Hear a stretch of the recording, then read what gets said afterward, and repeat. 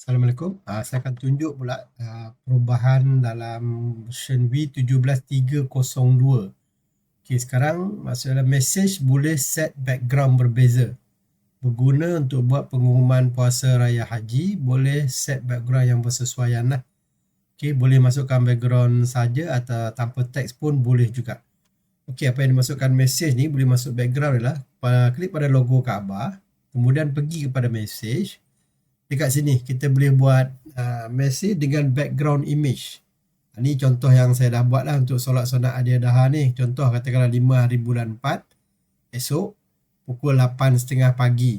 Dan 8.30 pagi dia akan berhenti daripada 8.30 sampai pukul 9 lah. Tapi actual nanti kena buat yang 27 hari bulan 5 tu lah. Ni dia punya teks dia dan dia punya tarikh. Katakanlah ni yang asalnya sebenarnya 27 Mei lah. Untuk testing ni kita buat untuk esok. Pada asal kita akan tambahlah untuk ini kita ke maskini okay, kita tutup.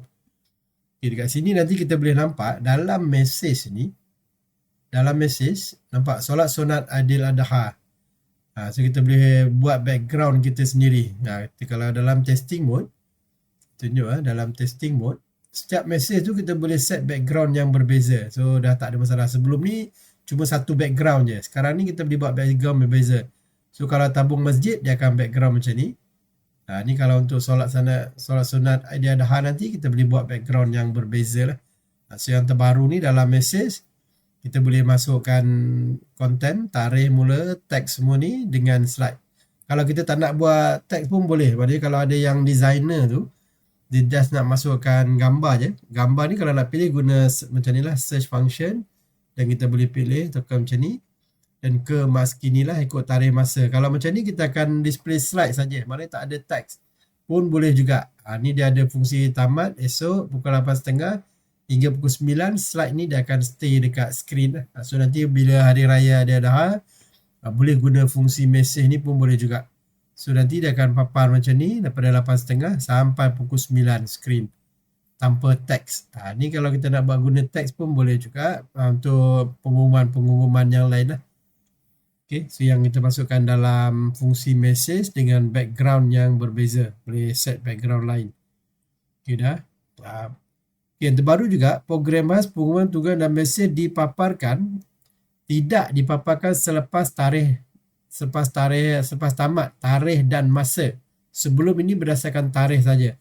Okay, maksud dia dalam message ni, contoh kalau untuk message ni, selepas 8.30 dia akan paparkan ni selama setengah jam. Lepas tu pukul 9 nanti dia dah tak nampak lagi dah. So kita akan based on date and time. Kalau sebelum ni kita based on date, maknanya kalau 5 hari bulan, selepas pukul 9 pun nanti dia akan paparkan lagi slide ni. Contoh katakanlah dalam pengumuman ni untuk Ustaz Azhar ni, contoh katakanlah hari ni kita buat slide 4 hari bulan.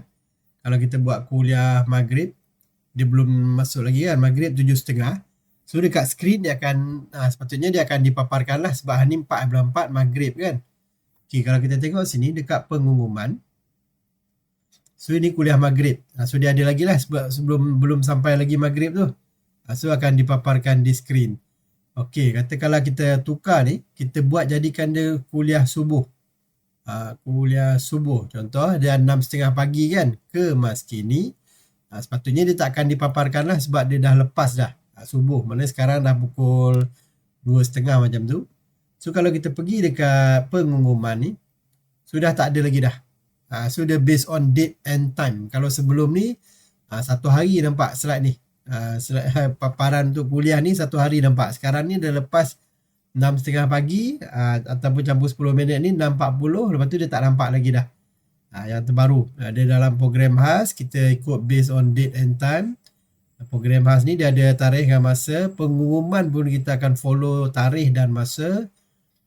Tugasan ni pun sama. Dia ada tarikh dan masa dia. Kemudian message pun sama juga. Kita akan follow based on tarikh dan masa. So ini yang kita masukkan dalam version V17.302 lah.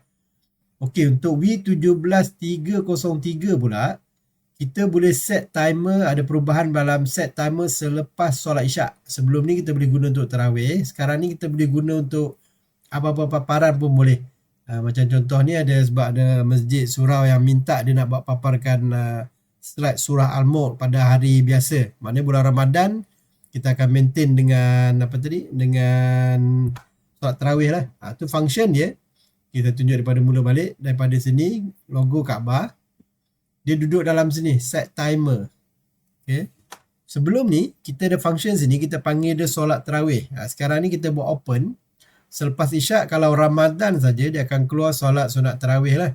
Asyik kalau untuk bulan-bulan lain, dia nak paparkan slide yang berbeza. Katakanlah selepas isyak, kita bagi masa untuk solat sunat isyak 5 minit. Ataupun ada setengah tu, dia orang kata dia orang buat bacaan surah Al-Mulk dulu sebelum dia orang buat solat sunat dan balik lah. Beredar kan. So katakanlah surah Al-Mulk ni kita set dia dalam 10 minit.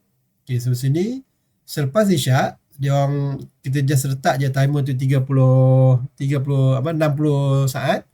Untuk dia orang nak edarkan kertas ke, nak duduk dulu semua, kita bagi arrangement, kita bagi masa bertenang tu 1 minit.